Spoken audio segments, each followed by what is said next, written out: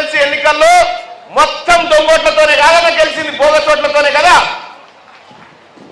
మళ్ళా ఇవేమైనా మాయమాటలు చెప్పి మళ్ళా గెలవాలని చూస్తున్నాడు. కానీ టీఆర్ఎస్ పార్టీకి ఏడాది మాసికం పెట్టుడు ఒకటే తక్కువ ఉంది, అంత అయిపోయింది. ఈ 4వ తారీఖు దాకా కూడా ఏ ఎమ్మెల్యే ఉండే పరిస్థితి లేదు. ఎప్పుడు పిలుపొస్తుందా గాంధీ భవన్ నుంచి అని ఎదురు చూస్తా ఉన్నారు. ఇంకా నైతిక విలువలు పాటించి ఇంకా పిలుస్తలేరు. కానీ రేపో మాపో అయిపోతుంది. కేసీఆర్ పార్టీ ఈ తెలంగాణ రాష్ట్రంలో ఒక చరిత్రలో కలిసిపోతుంది. అంతే, అంతకంటే ఎక్కువ లేదు. ఇక రెండోది, ఇప్పుడు బీజేపీ పార్టీ నుంచి ఒక ఆయన పోటీ చేస్తా ఉన్నాడు. ఆయన నేను ఈ టీఆర్ఎస్ పార్టీకి సంబంధించిన ఆయన ముగ్గురం రాత్రి V6లో కూర్చున్నాం. V6లో లైవ్లో కూర్చున్నాం ముగ్గురం. ఏం చేస్తావు సార్ నీకు ఓటు ఎత్తంటే నేను ప్రశ్నించే గొంతునైతా అని ఒక ఆయన అంటుడు, నేను ప్రశ్నించే గొంతునైతా అని ఒక ఆయన అంటుడు.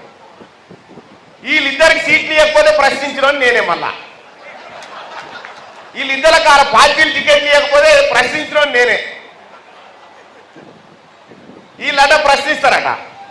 కాంగ్రెస్ పార్టీ ఈ నిరుద్యోగుల కోసం, ఈ ఉద్యోగస్తుల కోసం తన మేనిఫెస్టోలో ఏ హామీలైతే ఇచ్చిందో ఆ హామీలను కాంగ్రెస్ పార్టీ ద్వారా అమలు చేయించే మీ బిడ్డ తీన్మార్ మల్లన్న ఇక్కడ నిలబడ్డ తర్వాత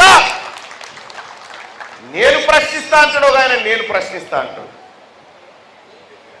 ఆఖరికి వాళ్ళ మీద దాడి జరిగితే వాళ్ళ పార్టీ వాళ్ళు పట్టించుకోకపోతే నేనే ప్రశ్నించిన వాళ్ళ తరఫున. మళ్ళా ఇలా కాంగ్రెస్ పార్టీ కార్యకర్తలే కాదు, తీన్మార్ మల్లన్న ఆఫీస్కు టీఆర్ఎస్ పార్టీ కార్యకర్త వచ్చినా ఆదుకున్నాం, వాళ్ళ తరఫున మాట్లాడినాం. బీజేపీ కార్యకర్త వచ్చినా వాళ్ళ తరఫున మాట్లాడినాం. సోదరులారా, పట్టభద్రుల ఎమ్మెల్సీ ఎన్నిక విషయానికి వస్తే ఇలా టీఆర్ఎస్ పార్టీకి ఓటేయాలంట. నేను ఒక మాట అడుగుతా, ఈ ఉప ఎన్నిక ఎవరు తెచ్చారు సార్? ఈ పట్టభద్రుల ఉప ఎన్నిక ఎందుకు వచ్చింది? ఏంది పల్లా రాజేశ్వర్ రెడ్డి ఈ పట్టభద్రుల ఎమ్మెల్సీ నాకెందుకు దిక్కుమాలిందని అక్కడ బారేసిపోయాడు. ఎవరు? పల్లా రాజేశ్వర్ రెడ్డి.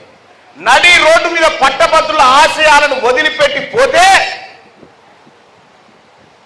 ఆ ఆశయాలను మళ్ళా భుజాన్ని మీదకి ఎత్తుకొని ఇలా మళ్ళా తీన్మార్ మల్లన్న ఇక్కడికి వచ్చాడు. సోదరులారా, నువ్వు పడేసిపోయిన ఎమ్మెల్సీ కోసం మళ్ళా కావాలని మళ్ళీ ఆయన తీసుకొని వస్తా ఉన్నావు. పల్లా రాజేశ్వర్ రెడ్డి, ఫస్ట్ ఈ కార్డు ఎందుకు దింపినావో చెప్పు. రెండోది, పాపం ఈసారట టీఆర్ఎస్ పార్టీ ప్రశ్నించే గొంతుకను పంపుతా ఉందట అని చెప్తాం.